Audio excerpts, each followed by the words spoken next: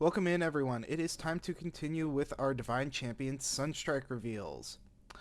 We have some more new cards to go over today, and then we will also take a look at what I think some of these unrevealed cards are, whether their element, what they are specifically, and kind of go over the set code stuff. So, starting off here, we have Tadpuff and Zephyrog, Champions of Aphrodite. So we've got new Tadpuff here. You can return another Tadpuff on your field to your hand in order to special ascend this Tadpuff to a Zephyrog from your hand or deck. So definitely a good thing that original Tadpuff is now banned.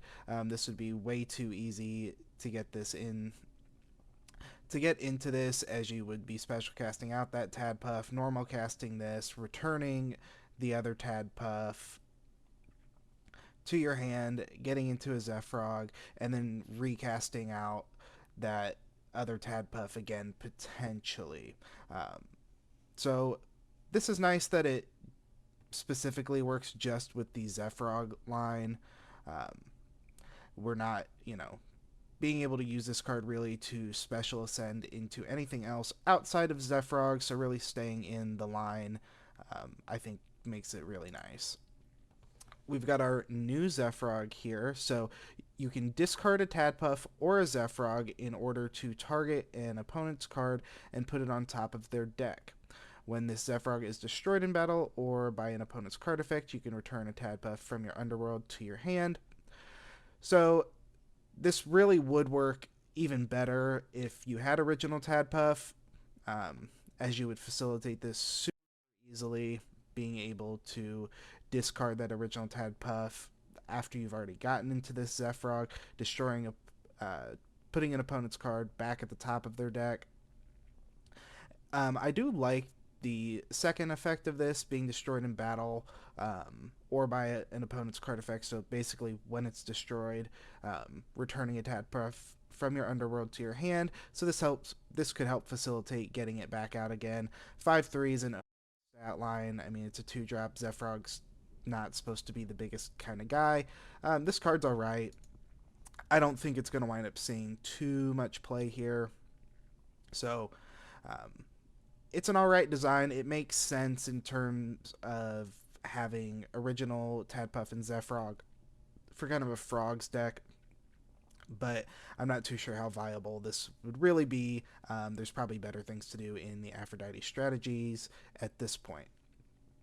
We also got new Eddie and new Curubus. So these are not champion forms. They're like Viscerus and Firestorm Viscerus, where they are just new effects on the same guy. So this Eddie still stays a 4/1. When Eddie is destroyed in battle, you can change the position of each Elestral on the field, and then if at least 2 opponent Elestrals change position this way, you may special cast a Curubus from your hand or deck. I think this is really interesting. We have seen plenty that Lifestream and potentially here into Sunstrike are going to allow a little bit of board swarming, so into things like Morfrost, the fish decks. We could see that this could really go well into those decks that like to swarm the board. The problem here is Eddie's still a 4 attack, so you're only running into a 5 trying to do this yourself, to facilitate the Curubus. If you're putting this Eddie in defense, like, your opponent's just not going to attack it.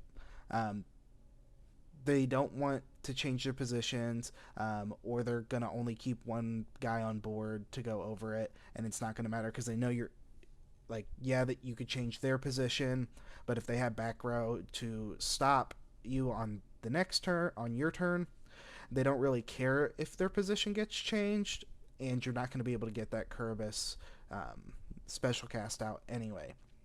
I do think this does work good into, say, a fish deck that maybe doesn't have the back row set up. Would be hard to believe that a good fish player doesn't have some back row set up with a board swarm, though. So we'll see. This seems a little bit more niche. I do like that you're able to get a Kerberos out from your hand or deck.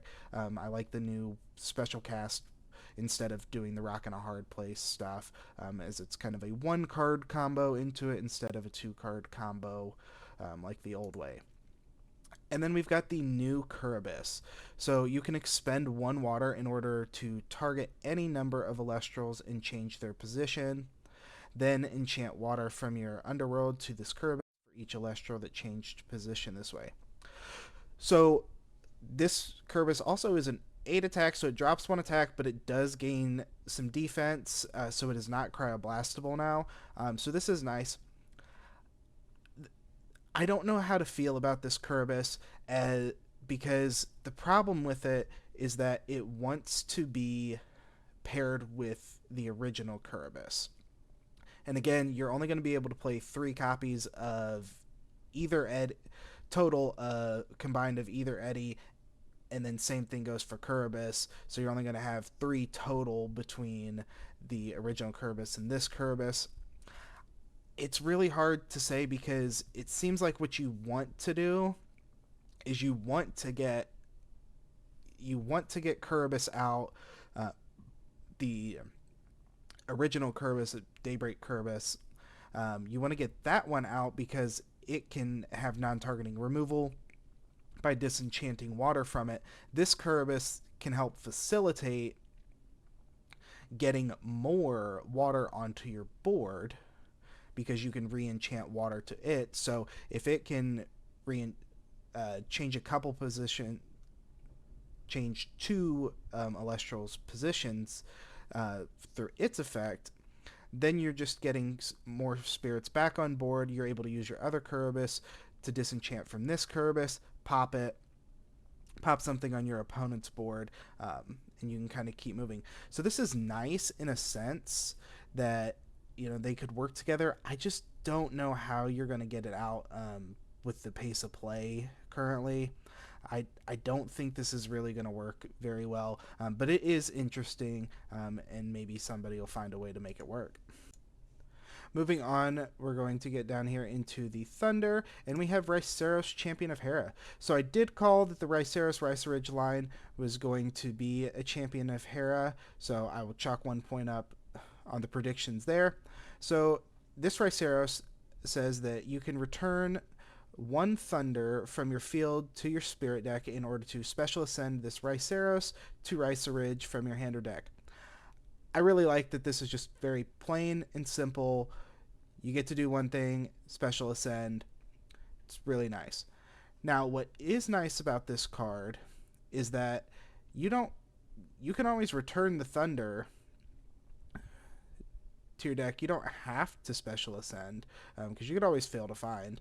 But I think this is really nice. We'll have to see what the Reiceridge does, as the Frostfall Reiceridge wouldn't really make too much sense to go into if you're playing enough of it. Yes, you could get out from deck, but it also has a hand effect to be able to special ascend over a Reiceros on board. So they kind of give you 2 ways to get into a Reiceridge, but with the new set coming, the Reiceridge isn't going to the Frostfall Reiceridge is not going to be very good into a potential meta that is going to be Thunder heavy with Hera. Just like right now, how like the Baraboss decks aren't really great into a meta that is filled with water decks, and then also has people playing Dionysus as well. The 2 things that Baraboss doesn't work against. So we'll have to see what the new Reiceridge does, but I like that this is a nice 5 defense, so you got to be able to get over it. It could potentially stick on the board. You're finding a way to return a Thunder to your from your field to your Spirit deck every single turn, so if your Hera's loaded up, you've got more ways to return spirits from Hera to Spirit deck. This can help facilitate the Imperial as well as the other cards. We're finally getting Elechick back in the game. So Elechick Escape from Tartarus is here. And so the effect, I believe this is the exact effect that was teased to us initially when Dan had said that we were going to get the Elechic Escape from Tartarus. So when you cast this Elechic, you can target a Divine Rune in your underworld and return it to your hand. It is a 4-1. I believe the stats might have been different. Might have been a little bit less attack initially. But now it stays a 4-1 like original Elechic. The card's going to be okay. It may help you facilitate things like Hermes, where you're playing 3 copies of Hermes and you're like wanting to see your Hermes to set up multiple. I would say this works well with Aeolus, where you might want multiple Aeolus, but the Aeolus deck on its own, I feel like it's gonna find the Aeolus is enough that Elechic's not really going to be needed in there, and that's going to be a very wind heavy strategy. This is nice, though, if you're only wanting to play, say, 1 copy, or maybe limit yourself to 2 copies of a Divine, then this Elechic may not be too bad to not have to invest heavily into your first Divine use. As you know, you can cast this out and try to get that Divine back from your underworld, instead of having to load up your Divine with 3-4 spirits on board, like a Zeus or Demeter or something like that, and then risk your opponent outing that Divine and wasting a bunch of spirits.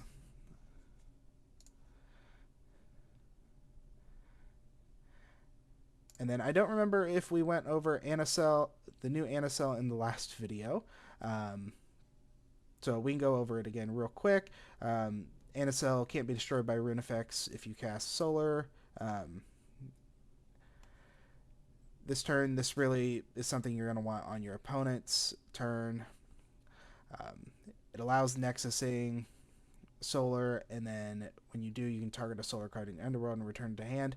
We'll see. I think this gives Anacell a good way to be its own Elestral and work outside of having to turbo into Phosphocell, and you can stick on Anacell as a little bit more of a control piece.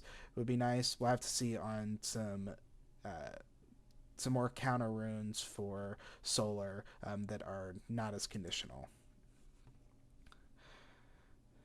Then we got a new revealed Elestral here from K-Cray. We have Zipossum. So this is a Nexus form of Hypnosum, so we will be getting a Nexus form of its Ascension, Ectopossum. And so that will be Electropossum, which is referenced here in its effect. So it's a 3/1, 1-cost Thunder Spirit Elestral who gets +1 for each face down rune on the field. When this Zipossum destroys an Elestral in battle, you can special send it to Electropossum from your hand or deck. So we'll have to see what Electropossum does to see how playable this is. But I really like this little guy. 3/1 stat line makes sense as he's getting buffed up from face down runes. So he benefits from you having face down, full face down rune. You can get it to +7 if you have 4 face down runes in your row, and then he can get a total. Could be able to get a total of 8 attack if both you and your opponent have full face down rune rows. However, if your opponent's got 4 face down rune rows, don't expect that this Zipossum's living. It's getting PTA'd. It's getting Gorgon's Gaze. Something's happening. It's getting Guardian of Light. It's getting shielded. So you really want to have your own rune row filled up, or have this in combination with, say, a Zeus to debuff your opponent's Elestrals. Get yourself a little bit of attack buff from your side, and then hope they don't have P-Box, Gorgon, Shield, whatever to stop your Zipossum from getting into the Electropossum. This card definitely seems maybe a little late in its release. This would have been good probably at the exact same time when its original its Lunar Nexus form in the Hypnosum was released in Moonrise. This probably would have been really great back then, so we'll have to see if it can really be used to get into the Electropossum and if that has much of an effect, but I think this is probably not going to see too much play going forward. Now we move into what is probably the most broken deck we've seen so far. And while it's not going to get hit right away, there's almost no chance that these cards don't get hit in some form or fashion whenever we get a first ban list. So we've already gone over Nimbug and Stratamoth, as we've known about those for a while, but we have Sirikun, Champion of Aeolus. So this Sirikun can be special cast from your hand with 2 wind, so a Lith effect, if your Aeolus is enchanted. So we've got another wind Lith. Funny that it's also the same stat line as the Aviolith, Champion of Hermes.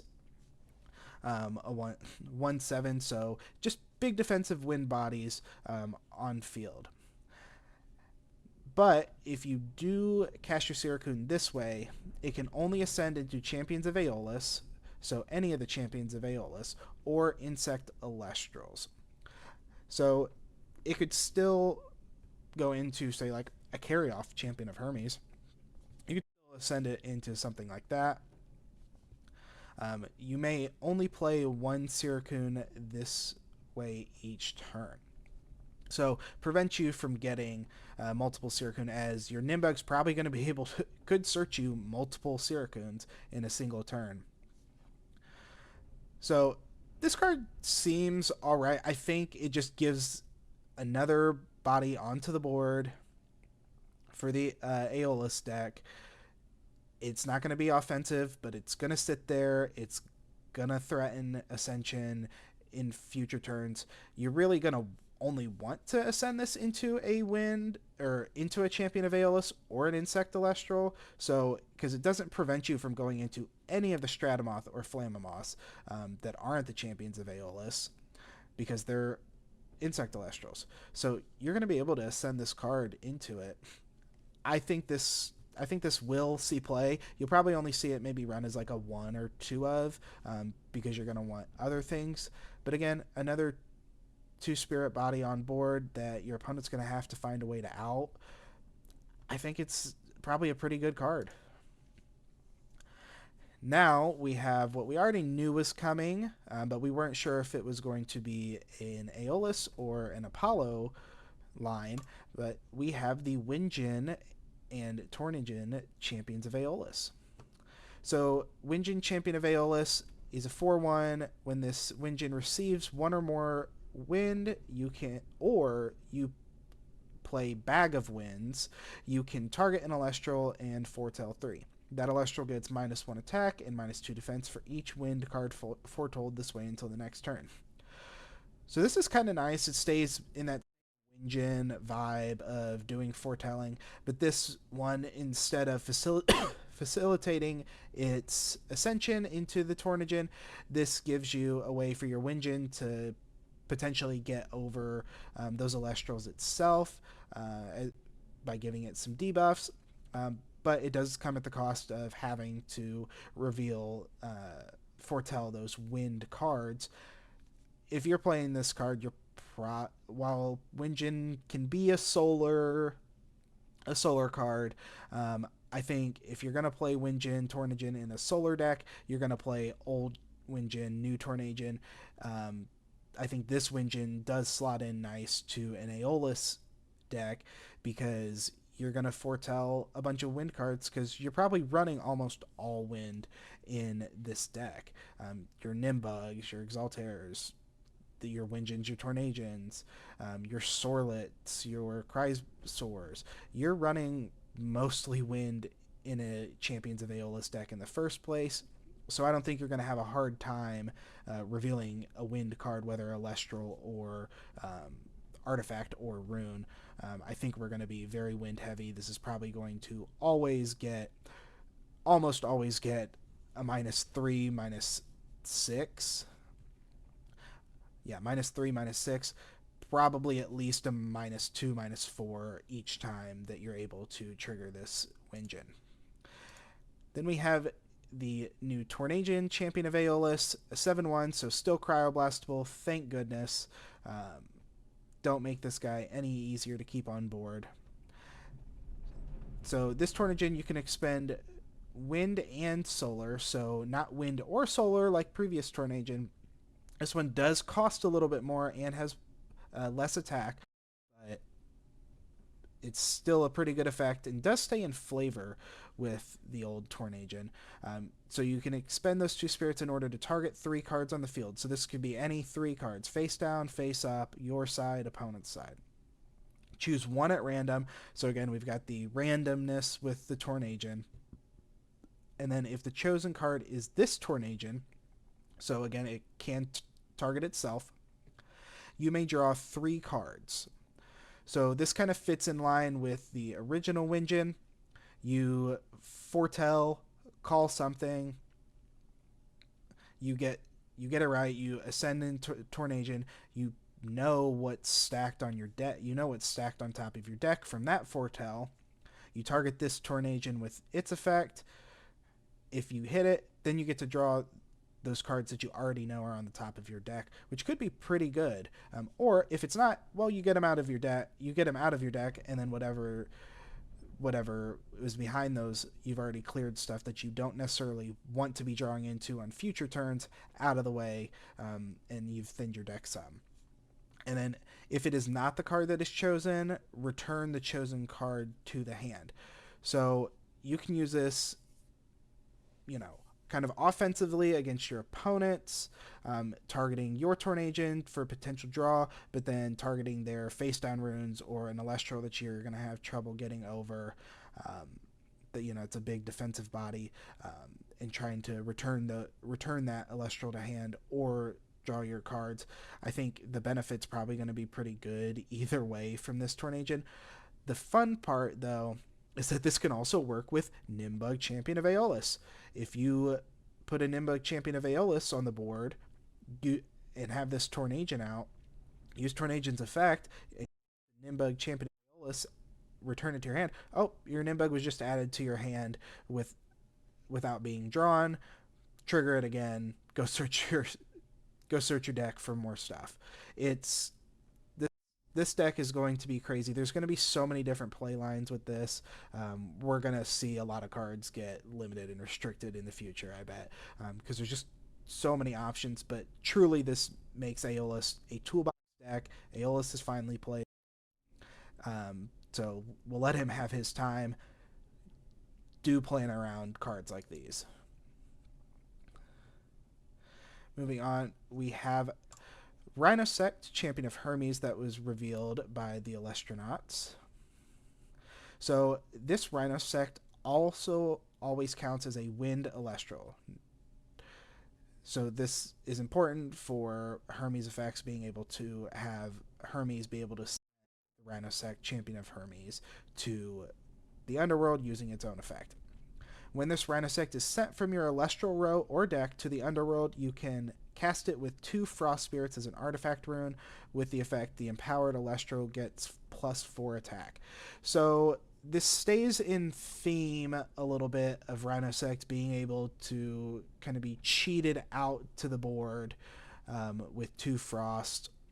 However, it's a little bit more off the original Rhine Nymph, that it is going to become an artifact rune. This is the second largest buff that we've seen on a card that is an artifact. So Necklace of Harmonia gives +5 attack. This gives +4. So it's a good buff to anything. But playing this in combination with your Rhinymph Champion of Hermes.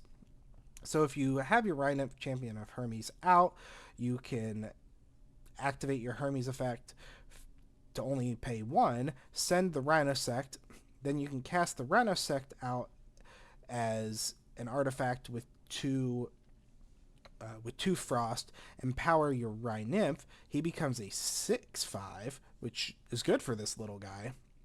And then since you are empowering with a Frost artifact rune, which your Rhinosect would be, you can then search your deck for a 1 Spirit Wind Elestral and send it to the underworld. So again, we get back to the what's the good 1 Spirit Wind Elestrals to even get into your underworld. Your Cockatoodle champions, your Carrion champions. You can use those. You could set up other stuff for potential trickery plays. but you're kind of getting a 6/5 automatically with this Rhynymph. So it's not too bad, but you are gonna have to invest into Frost, into Hermes, who's already expensive in Wind, and just because you're gonna be disenchanting less Wind with this Rhynymph doesn't mean that it's gonna be great. Um, I will have to see how this works. I do think this would work though with original Rhinosec too, because this is originally a um, an Elestral, and it becomes an artifact. It becomes an artifact from this effect. So I think this actually could be pretty good in a dedicated Rhinosect Hermes list, because this will want you to get the Rhynymph champion out, sending your Rhinosect, having original Rhinosects in hand. Well, now you have a buffed up Rhynymph, which this is a better way to trigger an Elestral into your rune row than original Rhynymph having to pay a cost and then attach to something, and then you're losing it in the Elestral row. This time you're keeping a 6/5 already, and then you're getting, and then you're going to get out two more 8/5s. This could be pretty good, but it's going to be expensive. You're going to have to dedicate probably most of your strategy to this, and then again, you're going to want other Hermes stuff to be able to be played in this. So we'll see. I could see a potential combination. Maybe you're going all in on the Spinnymph Spinosect and Rhynymph Rhinosect stuff. Could be funny. We'll have to see how it really works. We now have Havocub's Ascension, Pulveror, Champion of Dionysus. This 8/4, when this Pulveror deals damage, you can target a rune in your underworld with an effect, name, or title that includes Dionysus and return it to your rune row face down. My goodness, this is one of the best effects that you could have given this Pulveror, to make Havocub even better. Havocub was already nice to be able to be enraged, so it's not going to have its position changed in the battle phase, as well as being able to typically get over those one spirit Elestrals, since it'll become a 6 base attack. And then you're getting the special ascend into this Pulveror, which is an 8 attack, great attack stat. And then that card that you're probably enraging your Pulver or your Havocub with, so your Dionysus or your Dionysus's Madness. Well, if it's a Madness, you've already used it in that turn potentially, gotten over. You special ascend into this Pulveror, you get your Madness back face down. Yeah, you're not going to use it this turn. You don't want to use it again this turn, but you've just set it up to stay in your rune row, and you can use it on your opponent's next turn, or you can just use it again with another Havocub the next turn, your next turn. This looks really great. You can also use this with the Nectar of the Gods or the Poison Nectars. So either drawing cards, burning your opponent. I think there's going to be a lot of utilization for this card. So Dionysus definitely has himself a good champion in Pulveror, Champion of Dionysus. We have Drakid officially revealed to us. So again, this Drakid Champion of Poseidon is your Poseidon Searcher, and then when it enters battle, you can put it on the bottom of your deck to special cast one Spirit Champion of Poseidon from your deck that is not Drakid. So again, if you're using this a little bit more on your turn, you can attack into defense position Elestrals, get into Champion of Poseidon Galaxy, get the stat swap, get over those Elestrals, or you can use this when your opponent's attacking into it, take the damage from the battle since you're going to be blipping out during it, but then still casting out something else that could potentially help you prevent any further damage and set yourself up nicely going into your turn. So this will be a good card. I think Poseidon decks are definitely going to be playing this. Will it be the best card? I don't know, but it's definitely going to see some play. And then we have our Champ Draking. So this is a 7/4 Lunar Water Draking. So when you cast a Champion of Poseidon or Nexus with Poseidon's effect, you can suppress this Draking until the next turn in order to Nexus one spirit, so any spirit from an opponent's card, to this Draking. I like how they've designed this card. So it stays in the realm of Draking being able to steal stuff from the opponent. So you're nexusing a spirit from it. If it's a way to out things that only have their exact enchantment cost because they become under enchanted when you do this, and so they'll destroy, but you get to keep a spirit from them and you get to use their extra spirits. That's pretty nice. This is also really nice that it's when you cast a Champion of Poseidon, so you could always use this in combination with original Drakid, Rock in a Hard Place, go into this Draking, then you're set up for future turns. If you've already used your Drakid, you've got your Poseidon in hand, so as long as you find your way into this Draking, it could be pretty nice. Poseidon doesn't have to use its Nexus effect directly to this Draking. You can Poseidon effect Nexus to something else, to a Dratagua, or something else, trigger receive effects. You really don't have to use it with this. This thing just needs to be on board.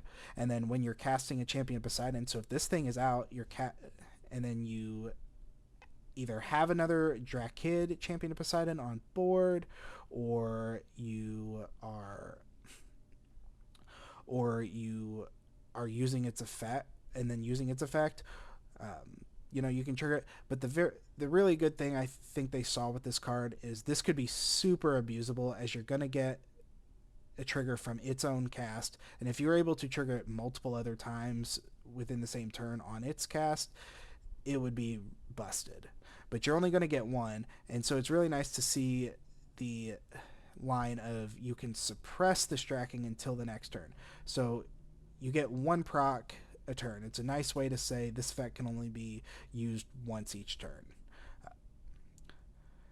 But we'll have to see if it's easy to get into this card, but stealing your opponent's spirits looks really fun.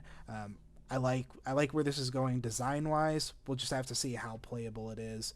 But there's a lot of fun things you're definitely going to be able to do with this card if it's easy to play. We got a new Fire Invoke rune in Fumarole. So this card makes Fire Discard happen. We're looking at, it looks pretty good, but will it be consistent enough? 3 Fumarole. It's consistent. So this card allows you to target a Fire Dragon Elestral in your underworld, so any of the Noxid line or low tracks,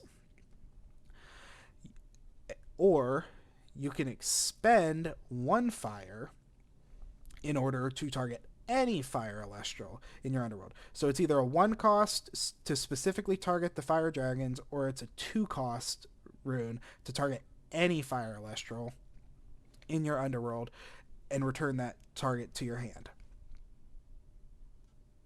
This card is going to facilitate Sulfury coming directly out, because you're going to be able to Noxid,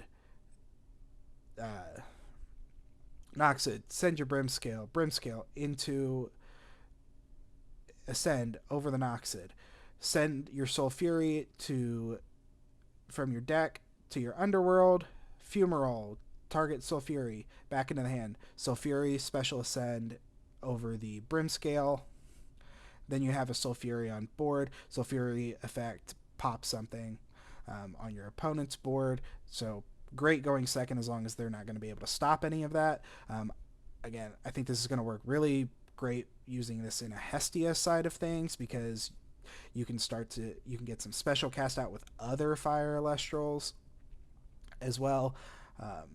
And so you can kind of play around your opponent being able to do that because these things are ascending over just fire Elestrals, not necessarily having to send over Noxid and Brimscale.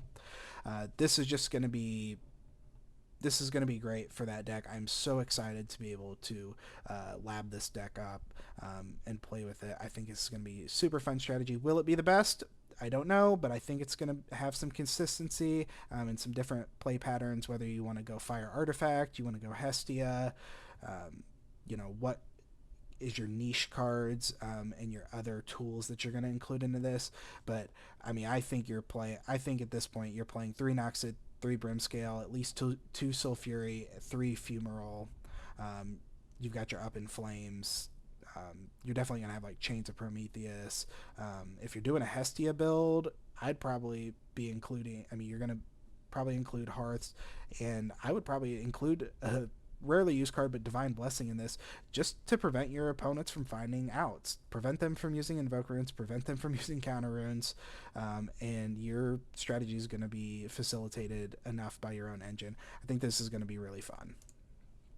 I also like that Fumarole can be used outside of specifically the Noxid Sulfury line strategy, since you don't have to target just Fire Dragon Elestrals. You can make it a little bit more expensive to use it ubiquitously across your Fire Elestral decks. Talking about another absolutely broken rune, Bag of Winds back in the bag. So Bag of Winds has now become an invoke rune and not just an artifact rune. So this reads, target an enchanted wind Elestral on your field and return it to your hand. If you do, special cast a Champion of Aeolus from your hand. This is special casting any Champion of Aeolus, 1-drop, 2-drop, 3-drop. So Stratamoth, Champion of Aeolus, free cast here. You're also getting your Nimbug that's on field back into your hand another way that's not drawing it. Trigger Nimbug again. This Nimbug is going to be a problem. Nimbug is a problem just for how many different things it's going to be able to search, how many times it's going to be able to proc. This is insane. There's going to be so many Aeolus strategies. Just this card is a 3 of. It's insane. I don't even know what more to say about it, other than if you're playing Aeolus, you're playing 3 Bag of Winds back in the bag. Insane.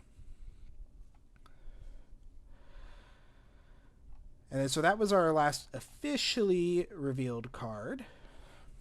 But we also have a couple others here. We have, so we have Zipossum, we already talked about.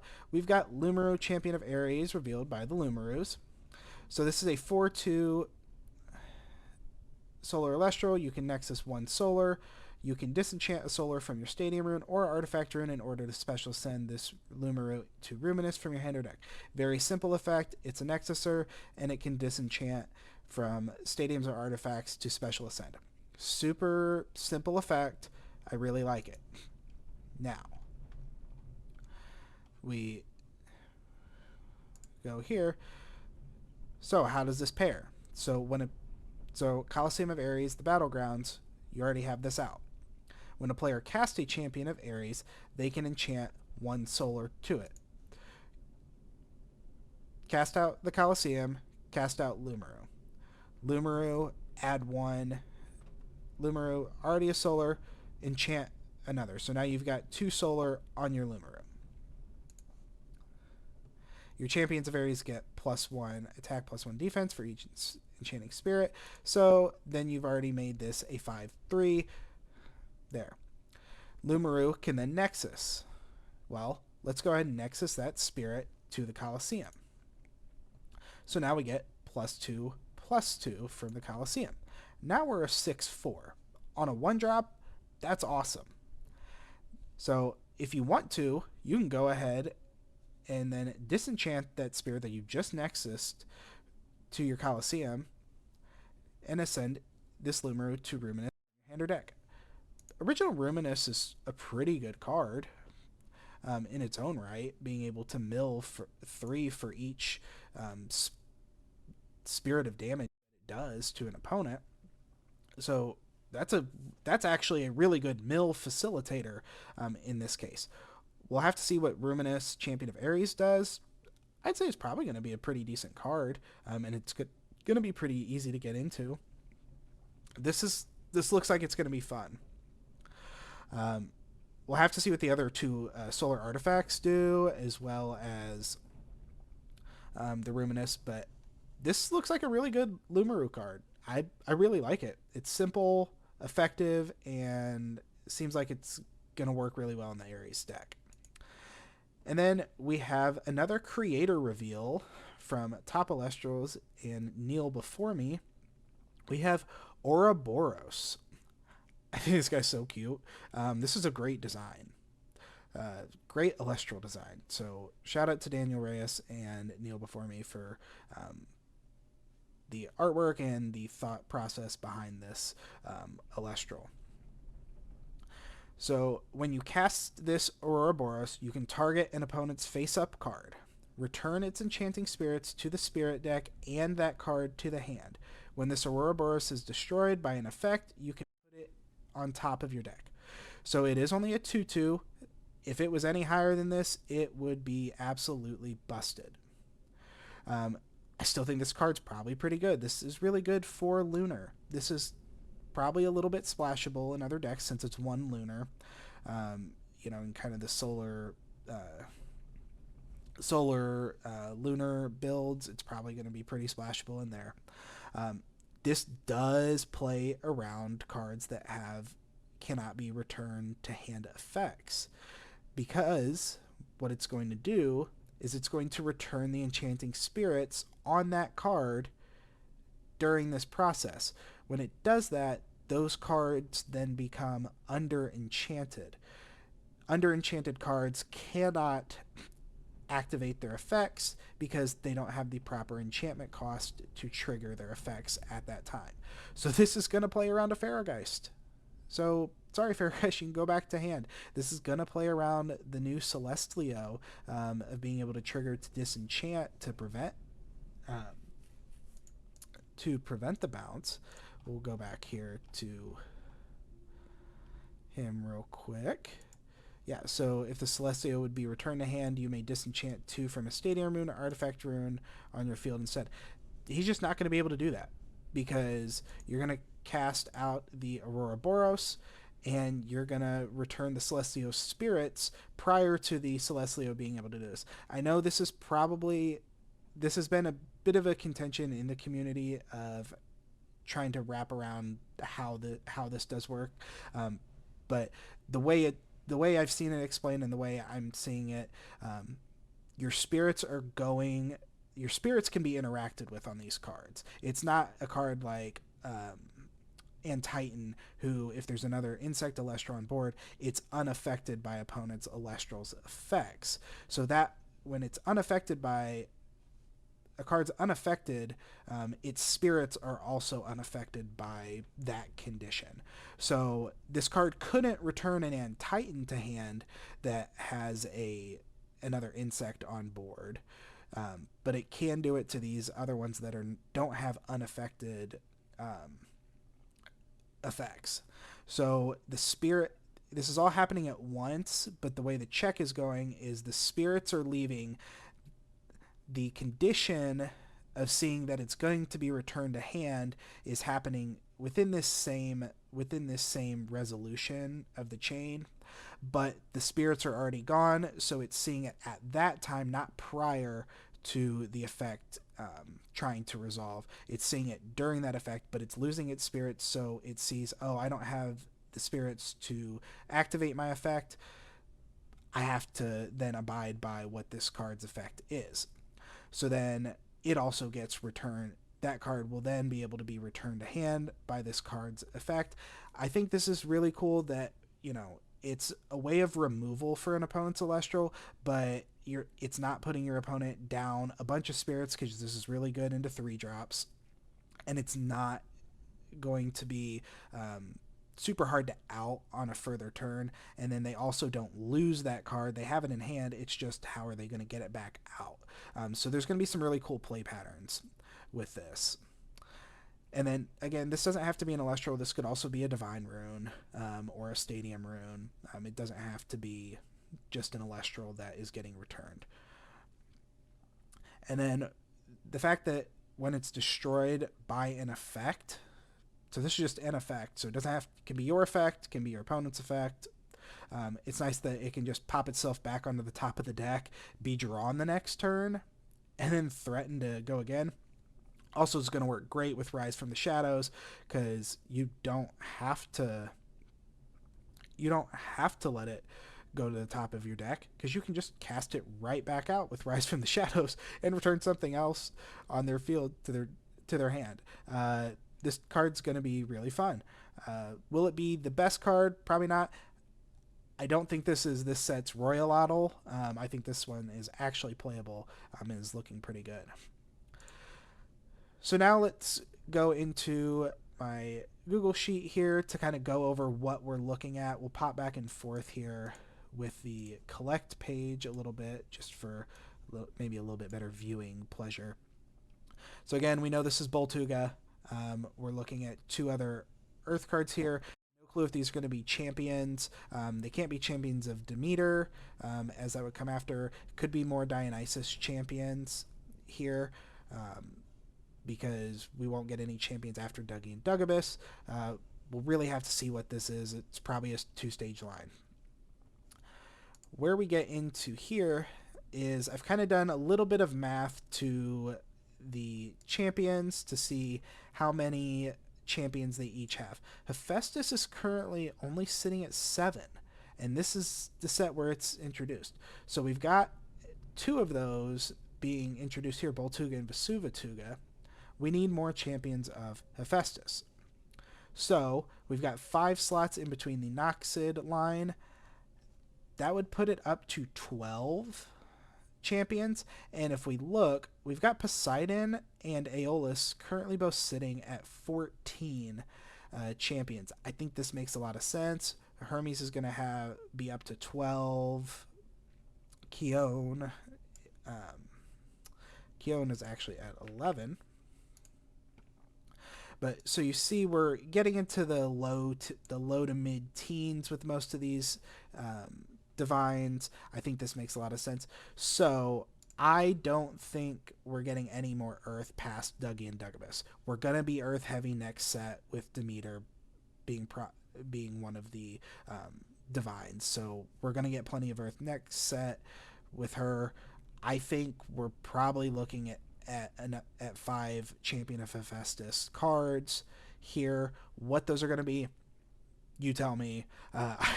These ones, I really don't know who's going to be there. They could be, just completely new thoughts on it. Let me know in the comments what you think they're going to be. The only one I can think of is maybe a Lavalith Champion of Hephaestus. Bring back Lavalith in a champion form. More liths. We've only got 1 spot here between the Sulfuri and the Lutrax, so looking to be some other one cost fire Elestral. Could be 1 stage fire Elestral. Unsure what that is going to be here. Could be a completely new card, as this is all brand new cards, so could be just a completely new guy. Curious to see what that's going to be. As you can see here, it's just Starbit Champion of Aphrodite, no Starbit Supernova Champion of Aphrodite, no double title form here. That's fine. Supernova is supposed to be a transformation of Starbit since it can only be special cast with Starbit's effect. It doesn't have to be a Supernova Champion of Aphrodite as well. The Supernova already plays well with this Champion of Aphrodite. We don't need a whole nother Supernova Champion of Aphrodite making a whole different effect that may not really work with it style-wise. I think that's completely fine. We do see that there is going to be 1 spot here at 30, this card, before we start into the Quackle Signetric. So this is going to be a one stage water Elestral. This is really good spot, probably for a holo rare. I typically see that Elestrals does a singleton, a holo rare, as kind of the end to each element. So we'll have to see what that is. We've got our Rice Ridge here. And we have 2 open spots here on each side of Jolton. What are those going to be? I don't know. This will be a champion of Hera. Personally, I will vouch for an Arcolith. More liths, more liths. Give us a lith. I would go for an Arcolith champion of Hera, as it's already original Arcolith is already returning Thunder Spirits from your underworld to it on the field, or to your field. So I think it plays really well with Hera as the original Arcolith. So I think there's something really cool that they could do with that in a champion Arcolith card. This one, hard to say if it's going to be what it's going to be there. If we look at Hera, we've got the unrevealed one. I'll get into these 3 here. So we're sitting currently at 8. Another 3 would put us at 11. I think we could get one more champion of Hera in there to make it 12. But 11 to 12 makes sense right now, and would be good for her. We've got the Electric Escape from Tartarus down here. We know this is Electropossum. And then Exaltair down here. This makes, as I said earlier, Aeolus has 14 champions to his name. That is the most. I don't think we're getting any more champions of Aeolus past Exaltair. So where does that put us in this?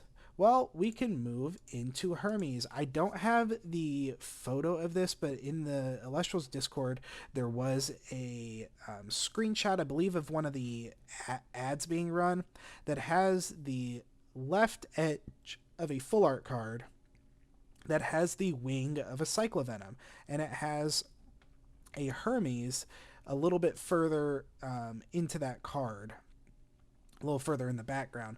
So I believe we're getting Cyclovenom, Champion of Hermes, and Toxiswarm, Champion of Hermes in this set. And they would come after the Champion of Aeolus, assuming there's not some other champion between Aeolus and Hermes that's going to be a wind card as well. So I'm going to slot them in here at 52 and 53 tentatively. But these cards have been teased to be coming. I think that's really cool. As Toxiswarm and Cyclovenom are really awesome. And if we take a look over here at Hermes real quick, my goodness, is Hermes just a drive. Hermes is the insect deck apparently now. If this wasn't already clear with the current Hermes, adding Toxiswarm, Cyclovenom, A-Drive's inserting himself into the game, not just in his own Divine, but as Hermes, and playing all of the insect Elestrals. This leaves then actually a 6 gap here. We'll see there's a big gap here, so that would be 52, 53. So 54 to 59, we've got 6 cards here. So I think what is going to happen here is I think there's some more room for win, just some standalone win, maybe a couple more Hermes cards. I think these can be wind what they are beyond me. Hopefully maybe some new Elestrals. I'd like to see a few new designs. These cards here, though, 57, 58, and 59, I believe it was in some of the holiday promotions. We got a picture, I believe just like a Happy Holidays picture that had a Snowaddle on it. However, the Snowaddle was slightly different, and it had more of a face mask that looks a lot like what these Champions of Hera is getting. I think we're getting Snowaddle, Pangawat, and Imperawat Champions of Hera. This would make a lot of sense, given that Ricerage is also a Frost Elestral, so maybe Thunder and Frost is actually kind of a little bit of a connection point for Hera, I think, and, Penguin families, and penguin colonies. I think the penguins fit so good with Hera. I think we're going to get that, and then that would give us the other 3 cards here for Hera that I got marked out. I think that's what we're going to get. We are getting more Hera reveals, I believe, on Monday, so Let's see. I think these might get it. Dan did already say in this last reveal that there are two kind of separate lines that Hera goes into. You've got the Imperial kind of line, but he also said the Ryceros Rycerage was kind of a separate play style for Hera. So I think maybe this Imperawat champion might fall in line more with the Ryceros Rycerage side of things. So let's keep our eye out for that. We know Nebulio, Leo Bright are here. So 62, we've got a singleton card again. This is probably just going to be another Frost because it won't be a solar because the Nebulio will start off the solar line for Aries. We've got one spot that's unaccounted for here in 66, as this is Lumaroon Ruminous. 66, again, Lys. Give me Heliolith. He fits well with Aries. Give me Heliolith, Champion of Aries here. Then moving down, we know this is going to be a lunar block here. And actually, the lunar will conclude here on 84 with the Ouroboros. Ouroboros is a one spirit Elestral Hollow rare card. That's typically the end. Gambit was our card like that last set. That's typically the end of the Elestrals. And that was card 83 in Livestream, so 84 makes sense to end off our Elestrals here. So it looks like we're going to have a 2-stage right here. This could be a 3-stage line. I'm not too sure if it would be. It could be cool to see Champ Nobby Doppelgator Fulgorix of Hermes, because it would go with the wind. That could be kind of cool to see. But we'll have to see. But it does look like we should be getting 5 more Lunar Elestrals somewhere in here. We'll have to see. These will not be titled. These will just be regular Elestrals. These have potential for some form of title, as Champion Poseidon's right before it, and they're before Lumavale. So let's see. Maybe I'll put Nobby Doppelgator and Fulgorix down here just as a hope. This, I believe, is going to be some Earth rune, probably something to go along with Dionysus, since we're getting the Pulveror, so more Dionysus named cards would be nice. Hephaestus, I think this is going to be some fire artifact for Hephaestus to use. Since he's an artifact guy, it would be good to get another Hephaestus artifact in here as well. So we'll have to see what this is going to be, or could be another Invoke rune in fire. Pop back over here. 89, I think this will be water. Typically we're getting something, so maybe some other kind of Aphrodite card here. We've got Hera. I believe we've already kind of covered this. Got some room for all Hera's artifacts and runes here. Aeolus, we've got the Bag of Winds back in the bag at here. Probably something Frost in 96, and then Aries stuff. And then the last part where we aren't sure of things is Dugibus our first full art rare, or is Dugibus our second? We have those 2 cards between Dugibus and the Vesuvituga line. We know Vesuvituga will not be our full art here, as they're box arts, and we've stopped doing the double full art for those cards now. So we could see runes go all the way up to 105, potentially 104. I've got it kind of in here as 2 lunar. This could also be a lunar and then an omni, but we'll have to see here. So I'm really excited for what we're going to get. I think some of the things I laid out really make sense if you look at the number of champions here. Demeter is severely lacking in stuff, which is fine. She's coming back next set. We'll get a ton of Demeter stuff next set. We could see a little bit more Dionysus here to pump him up, sitting at 10. Could see him pump up. Maybe that'll come next set. Hephaestus, we'll see more support for him, of course, here soon, but he's got to get a lot more in this set to match up with the rest of our divines here. Poseidon's done. He's at 14. I think Poseidon's done. Aphrodite's probably not getting much more help.